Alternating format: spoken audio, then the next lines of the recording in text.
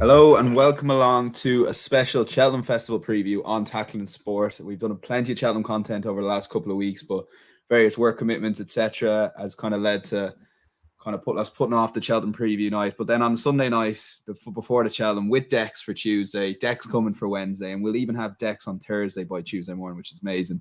So I said myself and Bino, Daniel Hussey here, but myself and Bino will run through the cards over the next 4 days, and we're going to try and cover the 28 races as best we can in bite-sized stuff, because either you've listened to plenty of previews or you haven't listened to plenty of previews, but you just want tips. You don't want us talking nonsense for about 5 minutes per selection. So we're under strict orders from producer Sean Hussey there, who is insisting that we fly through these races. So Brian Dowling, are you ready to crack on? Yeah, let's go. Let's do it. Okay, so first off, we have the Supreme Novices Hurdle. We won't read out the prices, but for me, I'm going to just start off here and say it's a really good race, albeit I'd like the field to be a little bit bigger, but it's 9 going to post here. My preference is for Dysart Dynamo out of the top 2. I just think I can see Paul Townend getting the fractions right up front and really setting for home. And I just don't know if Constitution Hill can stick with him. So for me, Dysart Dynamo is the pick. But I'm very interested in bring on the night at a price as well each way. I was at Naas when he kind of did a lot wrong on his maiden hurdle debut there. Now, that was only a few weeks ago, so the fear is this race might come too soon, but the fact they're sending him here, Woody Mullins has declared him, Brian Cooper on board, I can really see Brian Cooper riding him for a place. So Dysart Dynamo and bring on the night for me in the Supreme, Brian. Yeah, I'd look, I mean, it's, as you said, it's a cracking race. It's a pity there isn't more of them that were declared. I think there was like 28 still in the race this time last week, and how many runners are we going to have? 9. So it's a bit disappointing in that regard. I 100% agree with you taking on Constitution Hill. I just can't have him. I don't know. There's just something. I'm not saying he's not a bad horse. It's just there's just something about him. I just can't warm to him. The same with Edwardstone in the race after. But for me, I'm actually gone against any of the top 4 in the market. I've gone for Mighty Potter. I had a few quid in him last week. I was at the Bective preview night last week, and his owner Joey Logan thinks he's got a massive chance. Gordon thinks there's a bit of class about this horse. He won the Grade 1, the juvenile hurdle at Leopardstown at Christmas. I don't think he's the finished article yet. I mean, he was third in the Royal Bond. It was a bad Royal Bond. So the race kind of fell apart towards the end. There was a couple of them made mistakes coming to the last. It got a bit tight. I mean, the form of it really hasn't worked out too well, but he put that behind him when he went out at Leopardstown, destroyed the field, really good, beat Three Stripe Life by a length and a half. Looked a real deal. I think there's a lot more to come from him, and I mean, I'd happily take on the top 4 or 5 in the market with this fella. I think he's got a smashing chance. Yeah, my fear might not be there at the end. However, if he is there turning for home, he's definitely going to stay up the hill. So there's your selections for the Supreme. We'll move on to the Arkle. Brian, for you, what's your selection or selections in this race? As I said, I can't have Edwardstone at that price. I think 5-2 is incredibly short. If you'd have pushed me for one of the support of who I think will win the race, I think the mare will win at Riviere de Tell. I was talking when Gordon Elliott was talking last week. He's just, they really like her, and Noel Moore they really like this mare. I think she's getting stronger every day. We spoke already about this in our last one. Like, she should have won the Irish Arkle. I mean, if she didn't, like, her sort of forte has been her jumping. She's been brilliant at it, and they made a mistake at the last. And we spoke about this big gust of wind that came in from the stand that shoved Blue Lord in front of her and caused carnage in the straight. But I think she'll turn the tables with that rival. I think at the top 3 or 4 in the market, I think she's the winner. But I will go. I do think that if I was to have a bet, I'd have it on the other mare. I think you were sweet on Magic Days of the Bromheads. I think her finish in the Mare's Novice Hurdle last year was excellent. She was scintillating at Cork. Look, she wasn't great at that venue since when she was third behind Concertista, but she's been freshened up for this race. It's interesting that she's not gone for the mare's race and gone for this. I think she's like best price 14 or 16 to 1. I reckon she's a cracking bet each way. I think she's probably the one I'll have a few quid on. Yeah, very similar to put on the kettle on in the sense that put the kettle on ran before Christmas and was put away for this race specifically, and it looks like Magic Days has done the same. The form isn't like tremendous in what she's done on the track. She'll have to improve a lot. I'm taking a lot on chance that she ran below par the last day, losing to Concertista based on the stable form. And if you look back on Henry de Bromhead's stable form, December was the particular bad month in terms of percentage of winners, etc., etc. So I definitely still think she's really good at each way bet in this race, given that it's not the strongest Arkle. But unfortunately, I'll have to disagree with you, Brian, on the Riviere de Tell and Blue Lord. I agree in the sense that I think she would have won the race last time out in Leopardstown if it wasn't for that mistake. I think that's beyond reasonable doubt. But for me, I don't know. I just think Blue Lord for a lot of that race was tracking Riviere de Tell on the right. He seemed to kind of get pushed on the right himself. Paul Townend kind of gave him a quiet enough ride, and he almost got there too soon based on the mistake. And I think over a trip in the Arkle that's actually a little bit shorter, it's all about jumping, and there's 13 fences to jump in the Arkle. I do think Blue Lord, if he gets his jumping together, a nice quiet ride again from Paul Townend, they'll go very hard up front, given the front runners, Magic Days, etc. That I do think, given the man on board, that Blue Lord could bring it home for the Irish. So for me, I'm going for Blue Lord there with Magic Days as a price in the Arkle. We'll move on to the Ultima, which is the first handicap of the festival. And Britain have a great record in this in the Irish Stone. So that's usually where you'd be looking, albeit though I wouldn't put anyone off the Irish runners this year, given that I think there's 7 declared here and a lot with strong chances. But despite that, I am looking at two British horses for this. I backed Does He Know a long time out. Now, this is before he ran on Ascot, and my concern with Does He Know is he ran his race at Ascot. Now, he's only put up £4 or £5 for that win, which was probably very generous considering the length he won at Ascot. But a lot of horses have struggled to replicate that form from January on soft ground in Ascot to bring it to the Cheltenham Festival. That is probably my only concern, because he's got the Cheltenham form in the book. Kim Bailey obviously had the second last year, so I think Does He Know is probably a worthy favourite here. I definitely have him over Death Duty at the front of the market. He'd be how I played if I was looking at the front. There's a lot of good horses, too many that I've kind of been looking at, too many to give a mention to. But the other one is last year's winner that I'll be having an each way bet on, Vintage Clouds. He was very good winner last year, considering again the money that came for Kim Bailey's horse that went off at 7-2 last year, if people remember, and then bolted up at Aintree. For Vintage Clouds, though, he is 12 years old, so he's going to have to book all the trends he already booked last year, but he ran at Doncaster, a very good race there. It's his second run after a wind-up in Cheltenham, and he's going to have cheap pieces back on. So he is 12 years of age. You're not meant to tip 12-year-old winners, but I can just see him going out and running a really big race and maybe finishing in with like up to 6 places in a lot of firms. I think they're the 2 selections, Vintage Clouds and Does He Know. For you in the Ultima? Yeah, you think that this is the race that Britain will definitely have a winner in, considering the record, but I think I wouldn't put anyone off back in the favourites. I think, he was excellent at Ascot. I mean, Death Duty is arguably probably the best handicapped Irish horse of the whole meeting. He's the only horse that actually got put down. He's gone down £1 after winning he won the Grand National Trial, I think, the last time at Punchestown. So, but he's got a cracking chance. For me, I backed Fantastic Ass of Nigel Twiston-Davis's. His horses are flying at Cheltenham this season. I think he's had like 30% of the horses he sent there have won, which is quite a smashing, quite a good record. He was third at the track on New Year's Day behind Lahom Press. No question that he's not in the league there. That's his only run at Cheltenham, actually, was that day.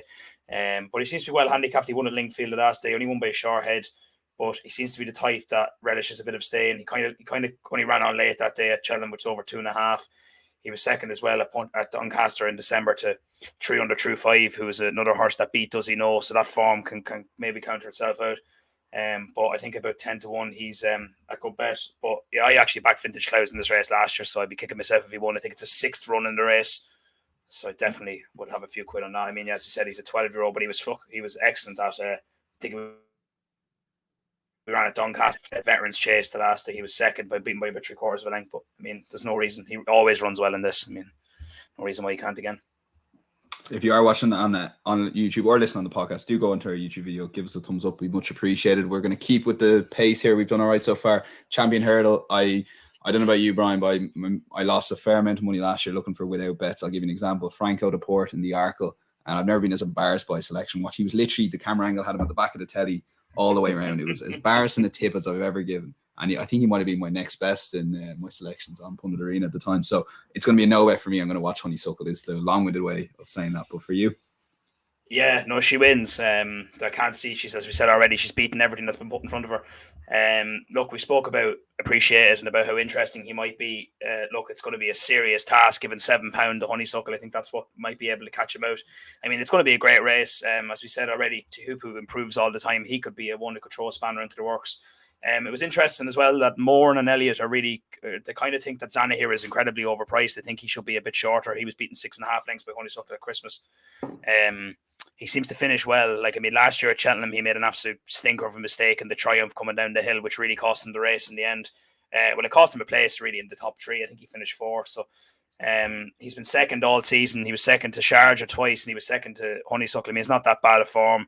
You know, Honeysuckle wins the races between the second last and the last. That turn of foot is exceptional, but I think this lad each way could be an interesting bet. Yeah, Honeysuckle again. It's going to be a no bet for me. Given that there's 28 races, you don't have to have a strong opinion in them all, especially the big ones. Yeah, moving on to the mare. Exactly. Yeah. Moving on to Mare's Hurdle. You're pretty sweet on a mare here. Yeah, well, I really didn't have a strong opinion on it. I don't really like this race, to be honest. It's just sort of one that's like just thrown in there, and it's if I was there, it's one of these races you go to the bar and have a pint. But I mean, Gordon and Noel are really sweet on Queensbrook here. They think that she was closing every way to the line against Burning Victory the last day. She was only about a length and a half, I think, even less. Gordon reported her to be only 70% right. His quote last week: there is no doubt she will return. She will reverse the form of Burning Victory. So that for me is a tip in itself. So I'll go Queensbrook here. Yeah, I wouldn't be as strong based on that selection. It's a tentative vote towards Queensbrook as well, given the confidence in the stable pretty much instantaneously after that defeat last time out. She was given a very easy time, and she will be primed for this race. Tell me something, girl. Is a worthy favourite? I'm just happy enough to take her on the prices, so it would be a tentative selection for Queensbrook for me as well. Moving on to the Boodles, I'm finding this race very tough given, Gaelic Warriors, obviously a talking horse. For those that aren't aware, he was given a rating of 129 by the British handicapper, despite the fact he was running off a rating of 139 in France, which if that was honoured and he was given 139, they would have run here. And there's talk that this could be the potential supreme horse next year for the Willie Munn's camp. Like every favourite, it's going to be tough in a 22 runner handicap. But he could be so well handicapped, it's outrageous. So again, I'm not very strong in this race. The Tide Turns interest me. I haven't backed him yet, but I probably will look to back him for the Gordon Elliott team. Outside of that, I have backed Dr. Brown Bear early on in the season. He could be worth a play each way, that sort of thing, but I wouldn't be particularly strong on the Boodles. I always find it a tough enough race. For you? Yeah, this is a bit of a mind melter. This, I don't really have too strong an opinion on it. If I was to push to have a selection, I'd probably back Brazil. I mean, I thought he was very good at Naas the last day. Just something to stay away from the top of the market. I mean, Gaelic Warrior could be anything, as you said. We don't know what he's going to be like. He could be very, very well handicapped.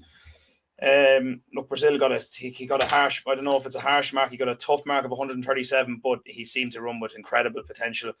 He really scooted away that day. So I'd sooner have a few quid each way on him at 9-1 and just let it slide in that. But as it is, it's a very tentative selection. All right. National Hunt Chase then, Brian. How are you liking this race? Not a race for me to have a bet in.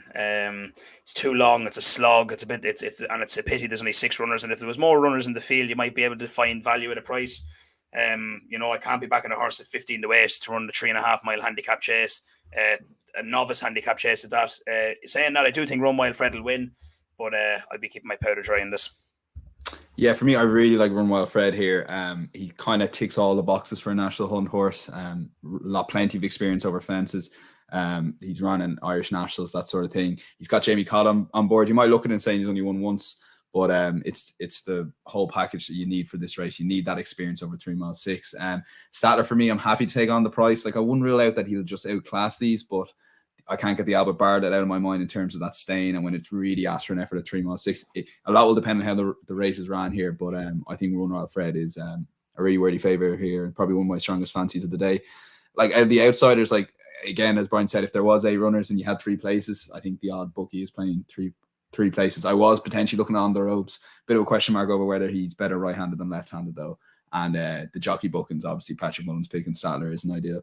So Run Wild Fred, though, is a confident selection for me in the 5:30 on Tuesday. So we'll move on to Wednesday in the Ballymore.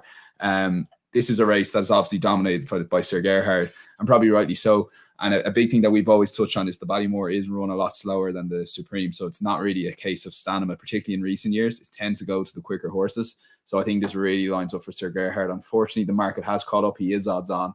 You're not learning anything new, but he probably won for my multiples. At a price, if you did want to play in the without market, as I'm just going to contradict what I said a few minutes ago, 3 Stripe Life, sometimes the form behind a favourite is underrated last time out. And that's just ruled out that he can't win, and maybe he can't overturn the form over a longer trip. But I really like that Leopardstown form at Dublin Racing Festival, and I do think 3 Stripe Life will be in the place money here. So for you on this race, Brian? Yeah, this is another race that's going to cut apart. There's 17 at the moment. I'd imagine it's going to be a very short number. I'd say this could go down to 10. I heard some information on the grapevine the other day that JP McManus has been trying to buy Colonel Mustard out of Lorna Fowler's yard. He's been refused. He's had 2 bids that have been refused. and she seems to be very sweet on his chances in this race. Not that he'll win, but he was entered in the County Hurdle on Friday, which is the race I thought he was going to run in, but she is going on Monday evening to come back on Wednesday night. Will be very, very disappointed if this horse does not run well.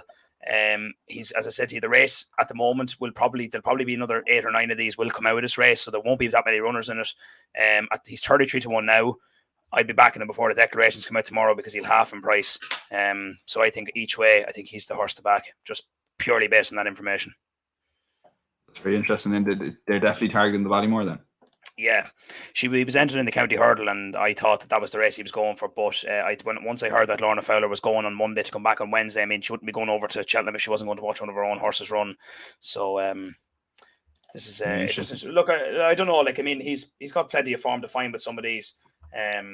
But if you go back, like, he was third at Leopardstown, over 2 mile behind Sir Gerhard the last day. He was bet by 12 lengths. He was second at Ascot, then behind John Bond. I mean, that's not terribly bad form either. And he won at Galway last October. He's been kept relatively fresh, hasn't ran that many times, but he seems to have a bit of talent, and he kind of looks the sort that will get better the further he goes. So I think 2 mile 5 might suit him. So I think I had a few quid in him each way at about 33-1. I think he's a nice bet. And then sticking with the next race, the Festival Novices Chase, the Brown Advisory, for you, anyone interest you at the current prices before day?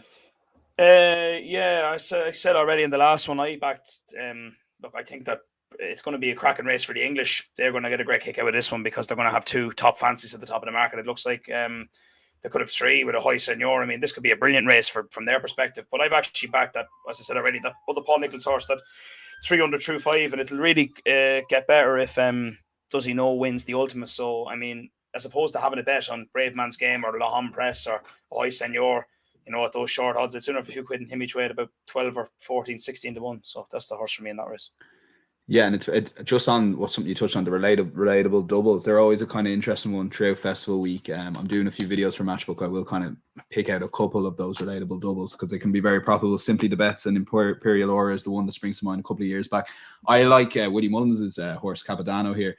I did really like that Bob Ollinger race at the time, and I do think that will work out very well. And Capadano's just like, it looks like he's crying out for 3 miles now. Obviously, he fell last time out, so we didn't get to see how good he was in the Dublin Racing Festival. But I think this course and distance would really suit him. I'm happy to take on Brave Man's Game at the prices. He's a tremendous horse. This year's King George winner in Stevenson's Day for sure, but or at least a worthy favourite in that. But I'm happy to take on Brave Man's Game. La Homme Press definitely goes with a chance. He'd be probably my preference over Brave Man's Game, but I'd be sticking with Capadano in this one. The Carl Cup, like, I have a shocking record in this race. Like, I'll let you kind of lead off. Have you any kind of fancies in this? Well, I did think Good Time Johnny was going to go for this race, but he's had to be supplemented for the Albert Bartlett, so that's his chance has gone. I was interested in one here. It was Philip Hobbs' horse Comprond. He won in Cheltenham in October. Won handy enough from Mars Harper of Gordon Elliott's, won by 4 lengths. Was 4th then in the Greywood behind West Cork. That was over 2 mile. As I said, that festival form he had the run he had at the track the last time was over 2.5. So I mean, he seems to really excel the further he goes in trip. He has his form at 2 mile and his form at 2.5. I think he's well handicapped. He goes in here off a mark of 140. Hasn't got anything from his last run. That looked to be quiet, just to kind of. He probably didn't really get the pace that day. I think he's going to have a smashing chance in this. He's about 12-1. I think Aidan Coleman is going to ride him. So that'll be my bet here. Yeah, and I'll give you like a short list I'm working off at the moment. I backdropped the Anchor. It was tipped up in a lot of places there. The Shunter interests me. The price is probably gone on that, but maybe on the day if you're getting a lot of places. And the final one was St. Felicien there. That's kind of my short list at the moment, but again, not very strong selections. It'd be interesting, Carl, the sponsors, how many places they do go on this race. They usually go for 8 or 9. I don't know, you could get something at like 10 or something. Oh, yeah, mental, because we've missed out on the 7 places from William Hill, given that there's only 9 bleeding runners in the Supreme. But we'll move on to the Champion Chase. Go on, Bino, Champion Chase. Yeah, Shishkin will win, I think. But it was interesting that look, I don't know, it's this could be a cracking race. We spoke already about the whole match thing. An Ergamine, if the race at Ascot was run over the Champion Chase trip, an Ergamine would have won the race, which is interesting. But Shishkin is the horse who made all the mistakes and still won the race. Don't think he'll make mistakes here. People are describing him as a God-given certainty, so he probably is one. But I mean, he's an odds-on favourite, and we take them on. So I may as well. I'd select an Arkle. I don't think he will win. I think he'll finish second. But I was keen that I said to you already at a couple of these nights and stuff that I listened to. There's a lot of talk about Chacun Poursois. I reckon that you could argue his form is better. Supposedly, some people are saying. I don't know. Kind of a horse was betting the race before running again. And funnily, our old good friend Envoy Allen is running in this. I think he's going to be running in this race as well. A horse who was once recognised as a machine, and you can back him at 20-1. Whoever thought you'd be backing him at that price? But amazing. An argument for me, yeah. It is going to be the race of the festival, given that we should have a strong field as well. It's probably the perfect grade 1 championship race out of the 4 of them. Shishkin for me, it's like he is evens on the exchange, and that's based on the Nicky Henderson stable form. So it'll be very interesting on Tuesday. Like you're not looking for Constitution Hill to win the Supreme. You're looking for him to run well, and a couple of the other big Nicky Henderson horses. And if they don't, Shishkin could potentially go off odds against if the money comes for these couple of Mullinses. I rated about 80-20 that Townend rides Energumene. Would not rule out Chacun Poursois, but it just the way he loves Energumene, he's going to ride him there. Yeah, I think so. He will like, as well, yeah, I just can't see how he doesn't. Shishkin will probably be a tentative selection here, especially you can get around even money, as long as the Nicky Henderson horses are running all right. Like Put the Kettle On won it last year. I'd love for her to run really well. It's just 10 times stronger race, and she was atrocious there at Cheltenham. Her penultimate start. There is a small bit of blue on odds checker, so that if they get her back to her form, she'll run a race. But if she runs a race, it's going to be 4th or 5th, just given the field here. Maybe she could sneak 3rd. So it's Shishkin for me in the champion chase, for sure. Definitely the most likely winner. Cross country side of things, I just can't see how Tiger Roll doesn't win. The only concern is like there's a small bit of rain forecast for the week. The only bit of rain forecast for the week right now is on the Wednesday. So if the course in the cross country course did soften up a bit, but even then, I don't think that Tiger Roll of 2 years ago. He had a really injury interrupted season, so I don't think it was just the ground that beat him that time. And if you put a line through that, I think you would be even shorter to win this cross country chase. And I understand Delta works in the field, but for me, unless the ground really softens up, I just can't see how Tiger Roll doesn't win. And even Davy Russell on board, like Keith Dunn is a great jockey, but Davy Russell is obviously a massive plus there as well. So it'd be Tiger Roll for me in the cross country, unless you have any selection there outside of Tiger. No, he'll win. He probably could go off odds on. I think when the field gets shorter, I think people are going to start really lacing into him, and I think the whole last race course appearance thing is going to make it better too. But I'm the same. I think he wins. Yeah, another tough handicap. The Grand Annual used to be running the Friday, now running the Wednesday over a different course. I have 3 anti-post selections for this, believe it or not. Buddy Rich before midnight and Embittered.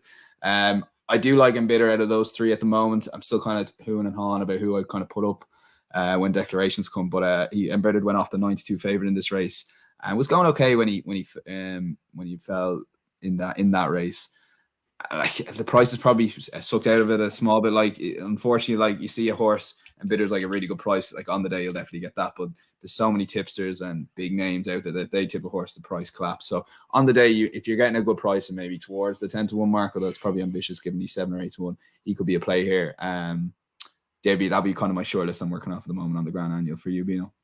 Yeah, Buddy Rich for me. Don't like tipping favourites and handicaps now. And back to me, wasn't favourite. He's favourite now. But I do think he wins.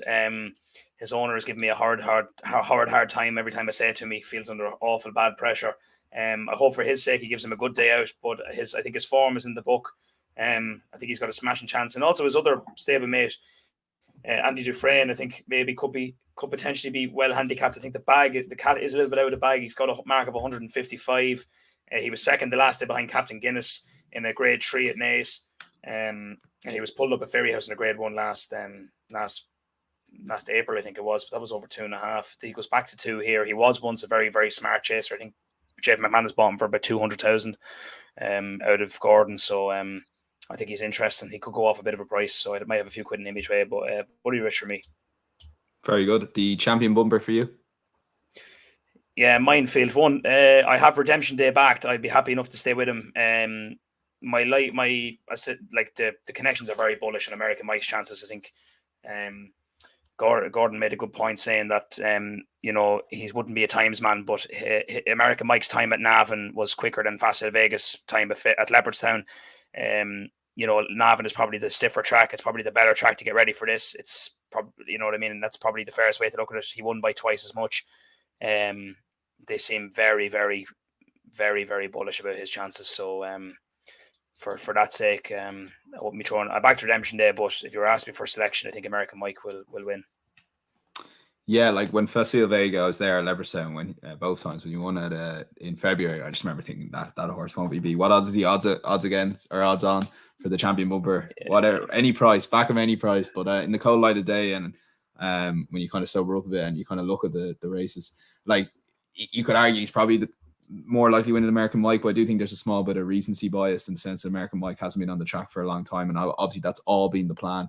And this stable and this trainer, Cornelli, has obviously won this with Mboy Allen, etc. over the last couple of years. I think there's still really good juice in his price, American Mike. I really fancy him to turn the tables here at Fascia Vega. In fact, I also think he'll go very close to being going off favourite in this race, which is probably hard to believe given it's 9-4 and odds on in some places. But I can see a lot of money coming for this. The Elliott team are so sweet on American Mike. And unfortunately, with bumpers, it is a lot of the confidence in the camp because it's very hard to compare lines of form, etc. But like similar to yourself, I really do think he's still a good bet at about the 9-4 mark, American Mike. So that's it for the first 2 days. We're going to move on to day 3 in the Turner's Novices Chase. Like I kind of tweeted out there that this could potentially be Bob Ollinger versus Galopin Deschamps, and I kind of went looking for ages for an each way bet, and they all are like because at the moment, just for people that aren't aware, anti-post you will get paid on the 3 places if you do find a runner here, because at the moment we have 2, but it looks like Jungle Boogie will be going here, so he's probably the one there. But you can do a lot of that mess and you end up just as Icy tweet, it says a lot on Twitter, just back winners basically. I find it so hard to split these 2, Bob and Galopin Deschamps. I don't like sitting on the fence, so it's a marginal push to Bob Ollinger. When you watch that Ballymore back, he's such a good horse. The way he quickened away from Gallier, DeMille and Brave Man's Game, and I just think you can see him doing that as well. I understand Galopin Deschamps has definitely done better jumps, but the schooling that Henry de Marman will have done on Bob Ollinger, like he's definitely the second biggest horse in the yard after Honeysuckle, that I just think he'll be so prime, ready for action in March. So yeah, I would be marginal favourite for Bob, but it's one of those races similar to the Honeysuckle Champion Hurdle. Just watch it. For you, Brian. Yeah, he got, I think the big thing with Bob Ollinger is that what he got at the festival last year was decent ground. He hasn't got that this season, which could obviously be a big key to him. But for me, I'll take him on. I'll take him on with Galopin Deschamps. I just think his jumping is a little bit slicker, which might come down to it at this distance. But I'm not going to have a bet in this race. It's a watching game for me, and it's going to be cracking stuff. Yeah, just back winners, as you say in this podcast. Yeah. Cider Burley in the Pertemps. We'll go to the Pertemps for next race. Cider Burley for me is probably one of my strongest fancies of the week, if not my strongest fancy. And if anything, the money coming for the horse, and even the Gordon Eddy picked him in his charity bets ahead of the other 6 runners he could potentially have in the Pertemps, is a real tip in itself.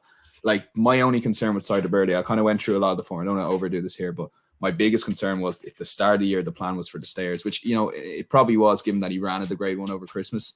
But the fact that the stable are very sweet on him, they ran him in the same wire qualifier that qualified for him when he won this race in 2020 off a mark maybe like 1 or 2 pounds above, and the fact that Rob James is taking 7 pounds off, I think that's the icing on the cake. I think Cider Burley will run his race to be very close. Yes, he could lose to a better handicap horse, but if you're looking for a horse to finish in the top 4, I think Cider Burley is a cracking bet.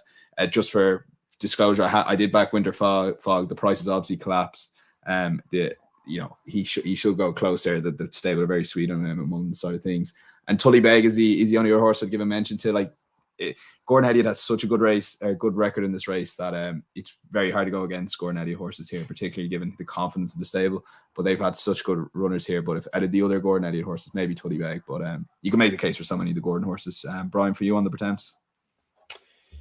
Yeah, it's a minefield. I backed the winner last year. It's just one of these years. Some years you can have a really strong fancy, some years you can't. I think the cat has gone out of the bag with a couple of these. I wouldn't put anybody off back in Cider Burley. I think that he's got a cracking chance even off top weight. I would 100% agree with that. Another horse that interests me is way down the pecking order. He's about 33-1. Is Course Serene of John Joe O'Neill's. He was second in the Exeter qualifier. He was second at Exeter in January. He was 4th at Cheltenham before Christmas. He was bet now by about 5 lengths behind Korak Rambler. Now he just gives me the impression of a horse that has been ridden quietly for something like this. He was held from the last at Exeter. He You know, he was just kind of didn't look to me as if he was pushing it all out to try and get a decent mark. He's got a lovely mark of 135. He seems to be one sneaking in under the radar. And again, I heard, and then when I was talking to, or when Noel Moran was talking last week, he was talking to the guy that owns this horse, and they really seem to think that he's well overpriced. I just thought it was interesting. So he's one for me at a price. Very interesting. And we'll move on to the Ryanair for you, Brian. Any opinions on this race? No, Allaho wins. No question about it. And they're going to run Conflated here. He's the one who's going to chase him home. That's the forecast. It's the end of the conversation now. And when you try and make a case for Conflated to be Allaho, like how in God's name is he meant to keep up with Allaho, who's a 2 mile speed running in at 2.5 miles? If he produces 80% of that form, he's going to win the Ryanair. So look, we'll stick with you, Brian, for the Stayers Hurdle then. Yeah, look, I mean, this is a bit of a mess of a race, I think is the best way of describing it. I can't have the English form. I mean, they're all just beating each other in different turns. I don't understand how Paisley Park can get given 10, can be left 10 lengths behind at the start behind Champ and then somehow win. That just doesn't do it for me. I think Florian Porter is the most likely winner. He won it last year. He has the form in the bag. He's coming up against a Supreme Novices winner. But, I mean, let's be real about it. I mean, the race of Christmas was lost at the start. He gave him 10 lengths. He was never going to make that ground back up. He thought coming into the stand he was going to make it up, but the owners are very, very happy with the run. They're very bullish about his chances. He's 3-1, no value in it. Good for your multiples. I think he's got a cracking chance. I think he wins. Of the rest, I think Royal Kahala could be interesting. I think Peter Fatty was really, really, really sweet in her going for this race. She was going to go for the mares, but I think they've changed their mind now and they seem to be heading this way. She was excellent in the Galmoy. I think she's about 10-1. She could be a nice bet each way, but Florian Porter for me wins. Yeah, and on that line of form, you can maybe give Home by the Lee a squeak at a price. But for me, Florian Porter is a worthy favourite. And yeah, I do see the thing. There's a bit of juice there at 3-1. Like the crowd, the question of Florian Porter is not necessarily who he's up against. It's how he's going to handle the crowds. Like he's essentially ran behind closed doors. Even at Christmas, it was behind closed doors, which unfortunately, when I was about to make the argument and watch the back, I remembered that there was no one there bar myself and a few members and stuff like that. So at the start, like it wasn't just that he lost all those lengths. It was like he wants to be ridden out in front. The fact he had to chase Classical Dream, the whole race just didn't work for him. This will be a race. It's the most fascinating start. The way Paisley Park acts, like you mentioned, Classical Dream, he could lead it and get buzzed up. But if Florian Porter gets the lead here, I think he makes on and he wins. So I think he's a really worthy favourite in the Stayers Hurdle. Like I do make a mistake a lot of having strong fancies every year in Stayers Hurdle. He's probably the most competitive out of those championship races. But yeah, he'd be my selection, Florian Porter in the Stayers Hurdle. We move on to the Paddy Power Plate. And any fancies in this race? Have you looked much at this race, Brian? I do like Grand Paradis for Gordon. He was second at Gordon Park the last time behind Blue Sari, was second at Fairy House, then behind Fluer. Fluer is obviously going to go for the I think he's running the Ultima on the first day. He was third then behind Jungle Boogie, and second in that race was Deal Kerr, who just won the Leinster National today, so that's not incredibly bad form. He seems to be relatively well. This is his handicap debut. Now he's got a mark of 145, which I think is very harsh. But his owner Joey Logan was talking last week. Seems to be quite keen. Seems to think he's got a cracking chance. He's a lovely horse, and he's going to be thereabouts. And in a race like this, there's a load of these that could end up running this. So I'd sooner have a few quid in him at about. I think he's about 16-1. So. Very good, very good. For me. I had an anti-post selection on Bustleton here. There's potential to run there. Like I'm going to wait for Dex before having a stronger opinion in terms of who I'm going to select for it. The one I am looking at is the Glancing Queen. But like any horse you're looking at, it just gets tips everywhere, and then it's just like not a backable price. And at the end of the day, it is all about price. Glancing Queen, I do like mares and the handicaps. Like look at Mrs. Milner last year, won a mare in a handicap. Burning Victory won the Carl Cup last year. I just really like. I think they're well handicapped. Excuse the pun there. But so I think the Glancing Queen, she interests me a lot potentially in this race. But Bustleton is the horse I backed for the Paddy Power Play. We'll move on to the Mares Novice Hurdle. Look, I really when I was listening to a preview and Dino Blue was put up as a very strong fancy. So I watched back her run a Limerick, I think it was, on heavy ground. Might have been Clonmel, but I think it was Limerick. But the way she quickened that through the line was really very impressive. So at the time, she was like 4 or 5-1. So I was like, that's brilliant. That could be my selection for the day. She is 9-4 favorite. So it is tough to kind of like pick a horse like her. There's a couple that interest me. If one of them goes out to back up a price, I might be looking at, but just to give you a short list. I know they're coming from the top of the market, but Party Central. She might not be good enough in a Grade 1, but Davy Russell will hold on to her at the very end. And she was very impressive with a handicap at Leopardstown, albeit that was off a very low mark. And Grangie, who's run very well in the Grade 1 at Christmas, won by Mighty Potter. That if Mighty Potter does run well, the Supreme, that could be a relatable double you could potentially look at, given that Grangie led for most of that race and ended up finishing fourth. So a couple of that's my long list. Really haven't quite narrowed it down the shortest. I haven't had a bet in this race yet. But for you, Brian, on the Mare's Novice. Yeah, I think the thing with Party Central is you got to keep her wrapped up for as long as possible because she seems to idle when she gets to the front big time. I've backed Impervious. She beat Mighty Potter down Royal that day. She's going to carry the penalty, £5, but I still wouldn't put anyone off her chances. As I said already, she was fifth in the Royal Bond. She came with a chance to the last, hit it like a ton of bricks, and it ruined her chances of finishing anywhere in the top three. Again, it could be interesting that Mighty Potter was third in that race. So to go back with, if Mighty Potter does win the Supreme or run well, you could have a few of these could tie in on the form. Notably the winner Statuaire is there as well. But of the rest of them, yeah, look, it's going to be interesting. Willie Mullins' record in this race speaks for itself. I mean, he's got 3 of the first 5 in the market, or first 6, so he's going to have a strong hand. But Impervious for me. Yeah, we'll move on to the Mare's Novices Hurdle. What's your kind of fancy in this race, Brian? Oh, sorry, no, we've already done the fair. I'm still. We just did that. Yeah. Sorry, yeah. I was reading the screen there. Carry on. Well, David Jennings was putting Eddie O'Leary under very, very big pressure last week to tip up Frontal Assault in this race. He didn't. What's interesting about this is that Gordon Elliott said he would have liked for him to get about £5 or £6 lower. He thought he was too big. He thought he's carrying too much weight. And he interestingly went on to say that Glenn Lowe was the one he thinks could be the one to back in this race. He hasn't been seen since he ran at Punchestown. Sorry, should I say he was third in the race behind Exeter West or John Adams. But he just, for whatever reason, the way he said it, just said that he could be back to a bit of form. He said if he comes back to his form, on his best form, he's well able to compete in this. And I just think stuff like that is interesting. I mean, for a horse that's like in a race, I wouldn't really have too strong opinion on, but if I hear something like that, I'd have a few quid in it. But the thing that did catch my eye was Pat Fahey has booked Paddy Mullins to ride Mr. Fog Patches. He's been a veteran in staying chases the last while. He ran in the Welsh National. He was third in the Troytown Chase. He ran the Cork National. He was third. He was second at Cheltenham behind Commodore, I think, in December.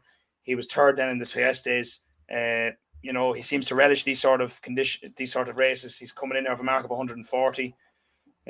So I think Paddy Mullins is a serious jockey booking there. So yeah, and it's important to say, like the amateur races, like the National Hunt Chase, the Champion Bumper, the Kim Muir, etc., that the jockey bookings are critical, given that the gap between the really good jockeys and the not so good jockeys, for want of a better way of putting it, it's just so big.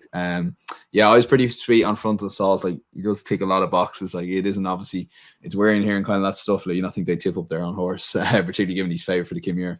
But Rob Jane's taking off 7 here should hopefully stop that out potential lack of well handicap, given how far he's. But like, he needed to be.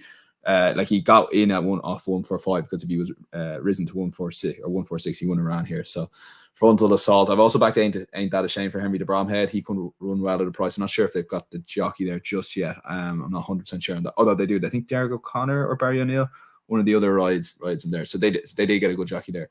And then Smoking Guns, obviously very interesting for Gordon Elliott too. But yeah, Frontal Assault for me is probably my strongest of the Kim Muir, but I do think he is the most likely winner. And look, could be a big week for Rob James after winning the Pertemps on Side of Burley, hopefully taking off that £7. That's the plan anyway. Look, we'll move on to the Triumph Hurdle. I'll cover this very quickly. I do really like Vauban. Jesus, like his price is shortening all the time, but I'm getting very Art Connor vibes and Goshen vibes off him in terms of like I can see him just quickening away from these and being so good. I was very impressed with him over Leopardstown. He'll just keep constantly improving.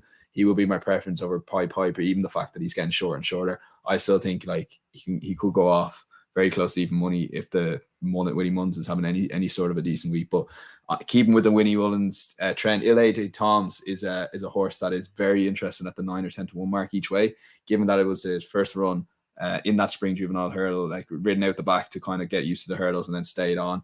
Interesting, Gary O'Brien on Up in the Ante actually said that, and I didn't notice this at the time, that Ile Tom, when he went through the line, he was the last horse to be pulled up, which is something Ruby Wallace is always really sweet on. If you see a horse that keeps going after the line and it's hard for the jockey to pull up, it shows there's plenty more in the tank.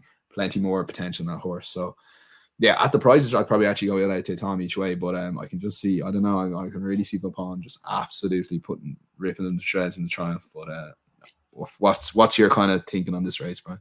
Yeah, I think Willie Mullins thinks he's going to be a future champion hurdler. He thinks this fella, he's got massive plans for him. So look, he's got every chance. I'm actually going to, I kind of like the horse he actually beat at Leopardstown that day, Phil Dore.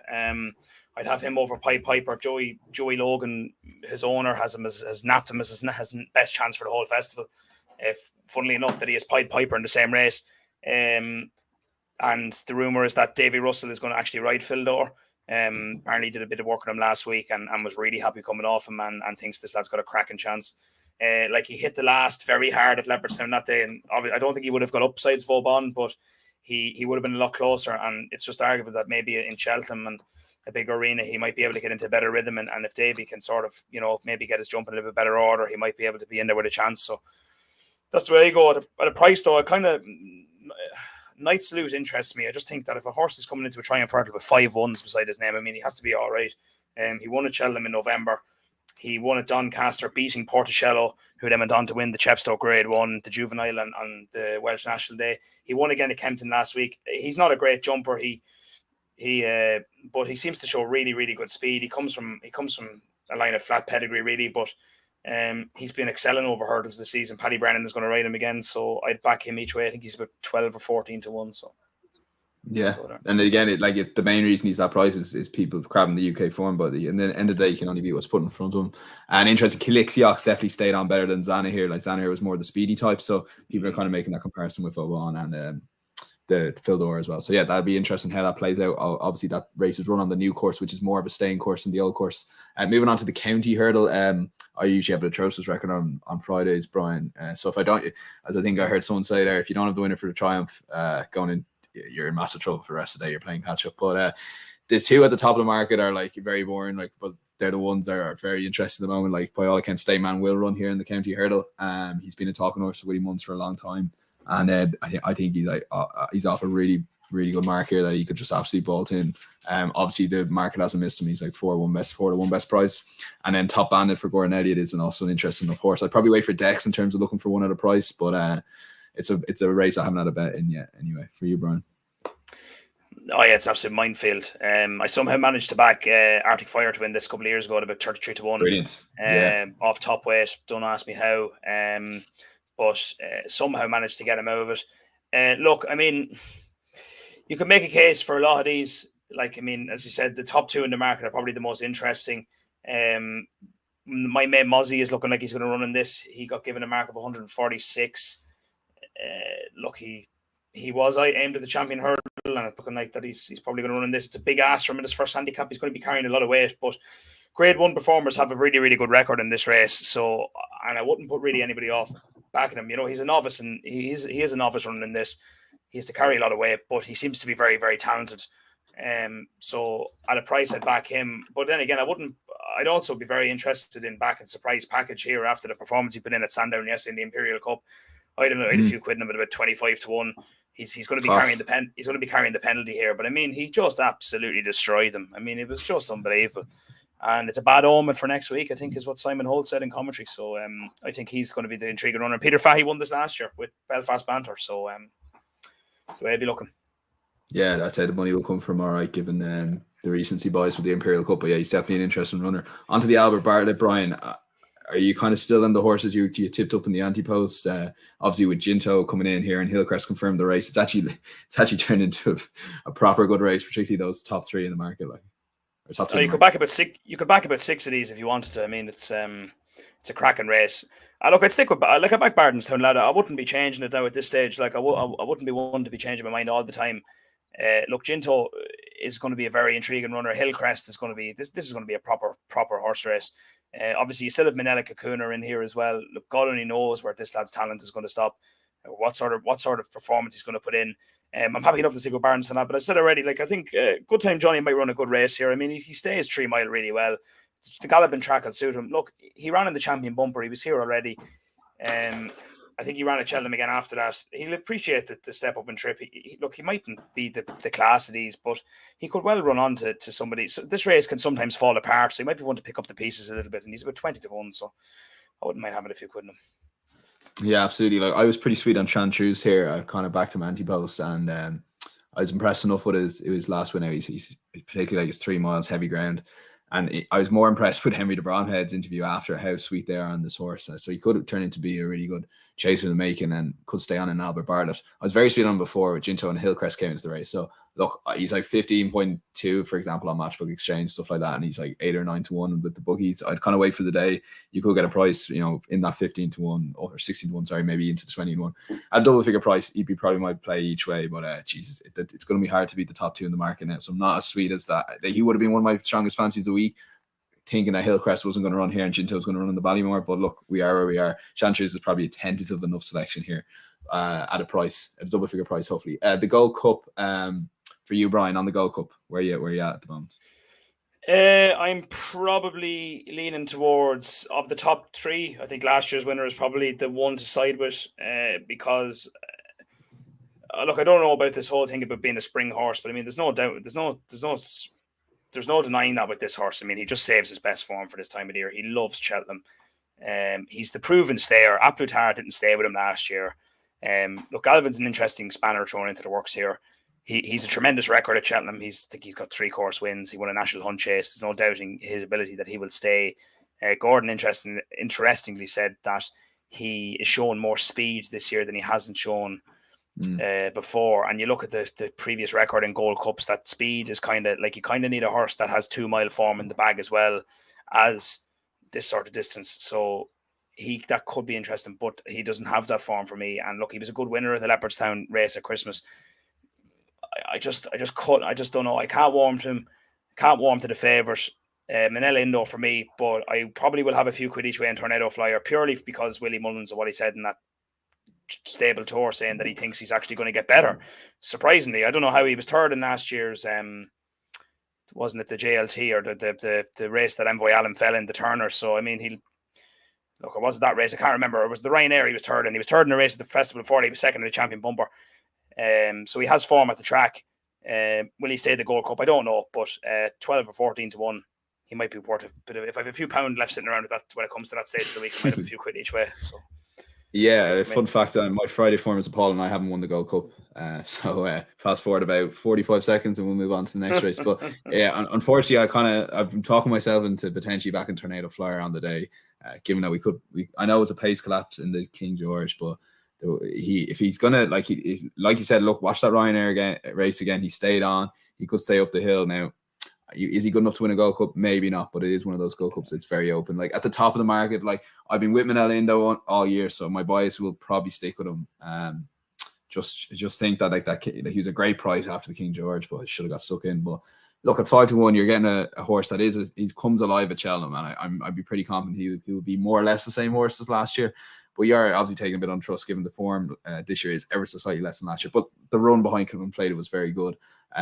Last year I tipped up Lost in Translation at 40 to 1, which was an absolutely wild price. I am not tipping up here yet, but I am keeping an eye on the steering for launch. Willie Mullins, before the Dublin Racing Festival, the Irish Gold Cup, he said the wind. He mentioned the wind and how steering for launch was going to be a bit upset by the wind. And this was before he ran. So I heard a case for it and I kind of laughed. But he's staying on. Like Brian Cooper didn't do much to him after he made that mistake at the second last. If anyone watches back the Irish Gold Cup, he did stay on to finish 4th, I think, ahead of Ken Boyce. So look, if you want to, like, I love backing Grays. I think that's a bias. But look, for me, Manila Indo, he beat one at the top of the market, and I am interested in Tornado Flyer as well. We'll move on to the Hunter's Chase. Look, I'll be honest, this is a race I look at the night before, and I might pick a horse. Look, I guess Billaway is interesting, the fact that like he was second the last 2 years. Paul Townend obviously rode him last year, not Patrick Mullins, which is very interesting that Patrick has only been beaten once of them. So look, they are kind of sweet on him again, but he's so short to win this. But look, if you're looking for a get out one, Billaway is probably the way to do it. Like Wing Leader's been put up in a lot of places. He's obviously second favourite, but look, tentative selection at the moment to Billaway. Haven't particularly looked strongly into the Hunter's Chase for you, Brian. Yeah, I wouldn't be one now who would be mad on a Hunter's Chase, but just before we did this, I just had a quick gawk. I mean, Wing Leader beat Billaway by 12 lengths in January. Now, you can argue the toss that was Billaway's seasonal reappearance, but I mean, if a horse has have to be beaten by 12 lengths, it's not as if there's going to be a swing in the weights here that's a handicap or anything like that. Like they're going to be running off the same mark, and I just think that form is like. I mean, I don't know how Billaway is going to find that back. Yeah, he won on the bridle at Naas just purely to get ready for this. But I mean, you're talking about a horse that was beaten in this race twice as favourite, quite well. Same when he went to Aintree, beaten. Can't seem to get his head in front when it matters. I just can't have him at that price. So I'd sooner back Winged Leader. But interestingly enough, there's another horse in this race called Mighty Stowaway that Gordon trains. Now, it ran in a point-to-point at Lubrickland in November, and it was in a dead heat with Winged Leader. Now, since then, he's won 2 more points. He was pulled up the last day in his point. I think it was in Knockanard. It was the ground was horrendous. His owner, Camilla Sharples, is really looking forward to having her very first Cheltenham runner. Is really thinks the world of this fella. I think he's about 12 or 14 to 1. So I think that form is actually not too bad. So I'd have a few quid in him.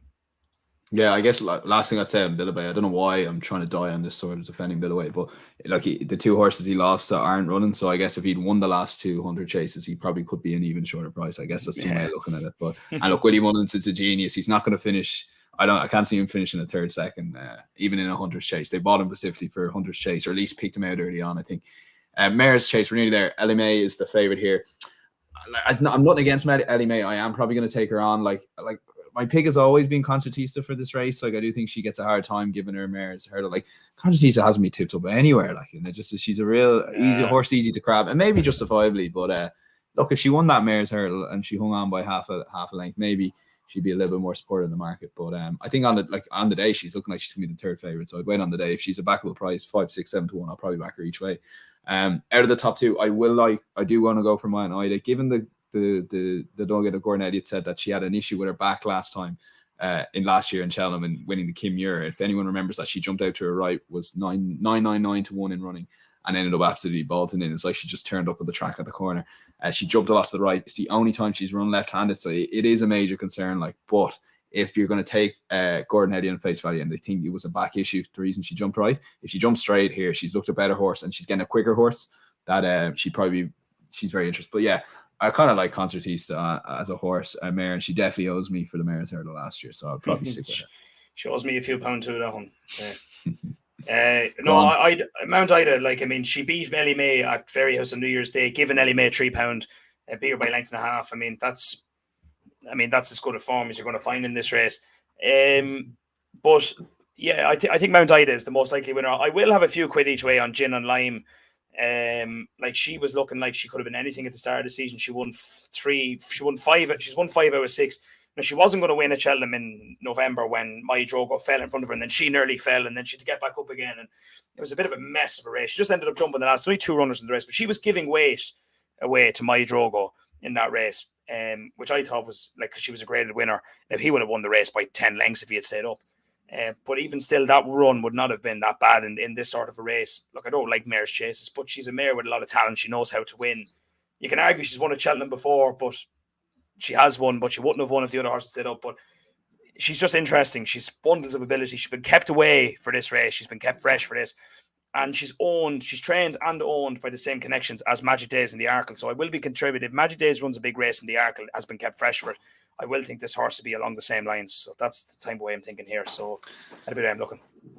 Yeah, the relatable doubles again. Definitely get on them, guys, if you can get a bit of form. They're always worth a very small each way bets. Final race, the Martin Pipe. What's the get out horse here? At this early stage, who are you tipping up as the get out horse for? A dreadful festival. I have one in this. I have one. It is Gavin Cromwell's. I like the way you're thinking. It's 25 to 1. Now, when I was at that preview night last week, Cromwell had his whole charity bet on this horse, the whole €50 straight on this horse. He got 50 to 1 because it was he got double the odds for the charity bet. Had been running over fences all season. It won at Ballinrobe, won at Galway. It was third at Goran in a handicap, and it was 10th in the Paddy Power chase at Leopardstown. No form of that. Comes into this race off a £4 higher hurdle mark that he's got off the handicapper. He's a £1 less hurdle mark in earnings. You have to give him £5. He was 8th in this race when Indefatigable won it. I think it's 2020. No, he wasn't bet Boss's far. Oscar was in that race as well. Happy Go Lucky too. Yeah. He was bet about something like 4 lengths. So I just think he could be something that could sneak in under the radar. And it's interesting that he's been running over fences all season and he's been switched to running this race. So for a horse that's doing that, it has to attract attention for me. They obviously fancy it. But the English handicapper has done his best here to try and make Langerdam win this race. So I'll have a few quid on. I like the way you're thinking. That's the one thing for me. Yeah, I backed Langerdam a couple of weeks ago. Not too big a price than he is now, but just take Galopin Des Champs out of that race. He absolutely bolted in the Martin Pipe last year.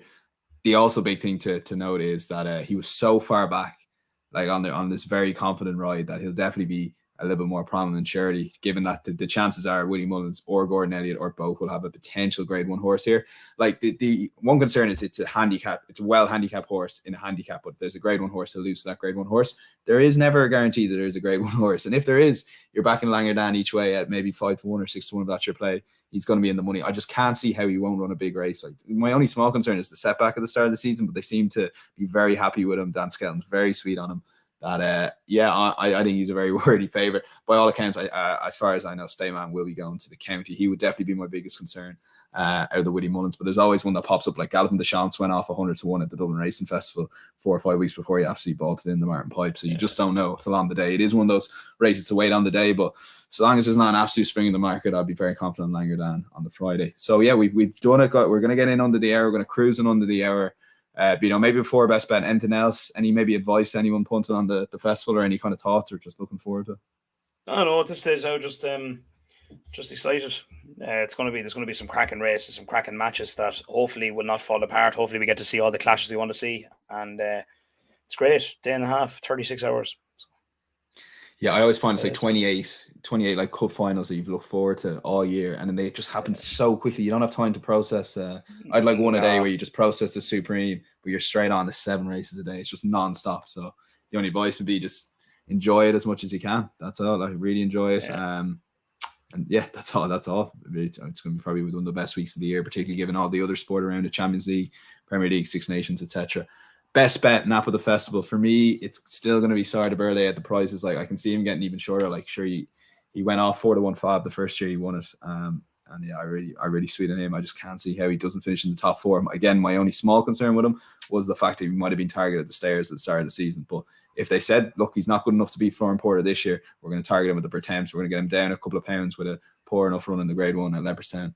Then running Warwick, then it's just a perfect prep. Same prep as 2020. So Sire de Burley for me. At the current prices, why not the festival for you? Yeah, it's a very tough choice because there's so much that so many of these races are there's so many other things to think about. It's not like last year where you just kind of had so many things that you were just in your head. It's just this is it. There's nearly in most of these races the second angle to everything. But look, I'll go boring. I'll go Florian Porter to win the stairs. I think he will win. I think he'll go off 3 or 4-1. He's favourite, but I think he'll win. He's my winner of the race, my most likely winner of the race. Can't have the English form. I think he's got a cracking chance. Yeah, that's where I'm going to go. Listen, enjoy Tuesday, Wednesday, the festival, guys, and then you can double up those 2 selections on Thursday. So no matter how bad you're doing, there's always that get out double there. Each way double, Florian Porter and Sire de Burley. Yeah, Brian, listen, thanks a mil for your content throughout the year here, the last couple of weeks, and best of luck with the festival this year. You too, Dan. Thanks, man. Anyone watching, we really appreciate you watching. Do give us a thumbs up. Leave a comment on your Napa the Festival as well. We'd really appreciate the comments and likes, etc. Just helps us reach more people over the festival week. And if you are looking for my tips, do follow both Bino at Bino Dowling, isn't it, on Twitter, and then at Daniel Hussey 2 is where you can find me. I'll be writing daily articles on insights.matchbook.com where I'm currently working, and I'll also be doing a bite-sized video about 10 minutes, just going through final daily selections, which I'll be recording tomorrow for Tuesday. So yeah, not long now. All that we're going to say is enjoy the festival and best of luck. We'll chat to you after the festival. Enjoy the weekend.